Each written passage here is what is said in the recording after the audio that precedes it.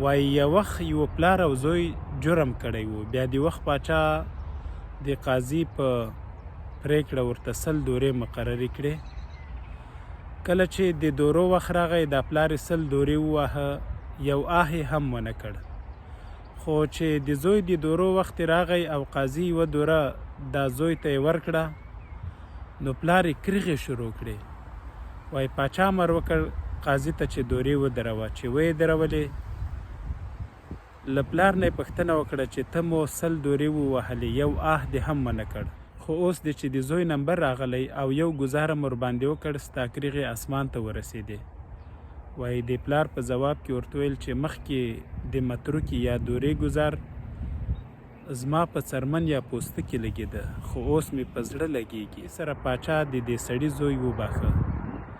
ګرانو ملګرو، په پلار مور باندې خپل اولاد ډېر ګران وي، تر ځان هم ورباندې ګران وي، تر خپلې واکمنۍ هم ورباندې ګران وي. د صدام له نوم سره به تاسو ضرور آشنا یاست. ډېر پخوا نه دی تیر سوی. کله چې امریکایانو د ده واکمني وپرځوله او دی ورسره بندیسه، نو په بند کې یو شعر لیکلی و چې خدایه ما آزاد کړه، ما ته اوږد عمر راکړه، چې بیا واده وکړم، بیا عودې قصې او مصطفی وزېږوم. د صدام 2 زامن عودې او قصې له امریکایانو سره جګړه کې وژل سوي وو. یعنې دغه پاچا چې د ایران سره یې 8 کاله جګړه وکړه، د دغه هیواد یو ښار خرمشهر یې نیولی و. یو وخت د پان عربیزم یا ټول عرب د یو ځای کولو خوبونه لیدل او غوښتل چې عربي نړۍ سره یو ځای کړي، او هم یې په عراق واکمني تېره سوې وه. خو چې کله بندي وو، هر څه یې له لاسه ورکړي وو، یوازې ارمان یې څه و چې واده وکړي او بچي وزېږوي. یعنې ضرور به دته خپل هغه بچي چې له امریکایانو سره جګړه کې وژل سوي وو یادېدل، او غوښتل به یې چې هغوی بیا دنیا ته راوړي. نو که پلرونه لرئ خدمت یې کوئ. هر چا ته درناوی او قدر ورکول پکار دي. رحمان بابا وایي د ځان قدر که غواړې نو د بل قدر کوه، د بلبل قدر که غواړې د چمن قدر کوه. یعنی پلار ته خیر رسول یا خدمت کول دا خپله یعنی ځان ته خیر رسول او خدمت دی. باور وکړئ زموږ کور له کلي لرې و، لوی بیټکم و، بیرون به پلار ته ځای جوړ کړی و، ناست به و، بیا به لارونې هم چې و که چای ډوډۍ ته به یې زړه وسه راګرځېدل به.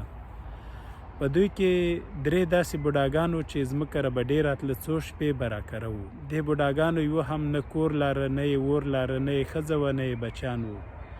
اول ځل به چې ځمکه را راغله او موږ به خبر سو چې دا خلک هیڅ نه لري، نو بیا به پلار موږ ته ویل چې له دوی نه پوښتنه وکړي.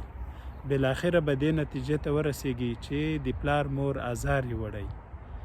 او دا د هر بوډا نه به چې موږ پوښتنه وکړه، آخر به یې په ژړا ژړا همدا ویل چې مور او پلار ازار راته کړی. نو کوشش دا کوئ چې د مور پلار خدمت وکړئ. محمد صلی الله علیه وسلم ته یو صحابي راغی، ورته ویلي چې پلار مې کافر دی، اسلام نه مني، او ما ډېر ورته دعوت وکړ. ده ورته ویلي چې بس خدای به هدایت نه وي ورته کړی، پرېږدی. بیا ورته ویل چې خپل دین عبادت ځي ته ځي. ډېر مې ورته ویل نه رامنې کېږي. محمد صلی الله علیه وسلم ورته ویلي چې خپله غاړه دې خلاصه کړې ده، هغه ستا پلار دی، نور مه پسې ګرځه. دغه صحابي بیا ورته ویل چې عبادت ځي ته تلی هم نسي. محمد صلی الله علیه و آله وسلم په ځواب کې ورته وویل له دې خوا یې مه وړه، ځکه ته ورباندې ګناهګارېږې او ګناه کې ورسره شریکېږې. خو کله چې له خپل عبادت ځي راوځي، په غېږ کې راخله کور ته یې راوړه. اوس به پوهیې چې د پلار څومره احترام پکار دی. او پلار یا مور که ځوان وي که بوډا وي احترام یې کوئ. خو زړ بوډن کې بیا پلار او مور داسې وي لکه میلمانه. ګورئ میلمه به کور ته درسي، 1 شپه 2 شپې یا 2 شپې به کوي. موږ او تاسو یې څومره عزت کوو. خو یو دغسې میلمه که له تا سره وي چې نه پوهېږي دا به 1 شېبه را سره وي، 1 شپه به وي او که 2 ساعته، نو ولې باید احترام ونسي او ولې باید د ده په خوښه کار ونسي؟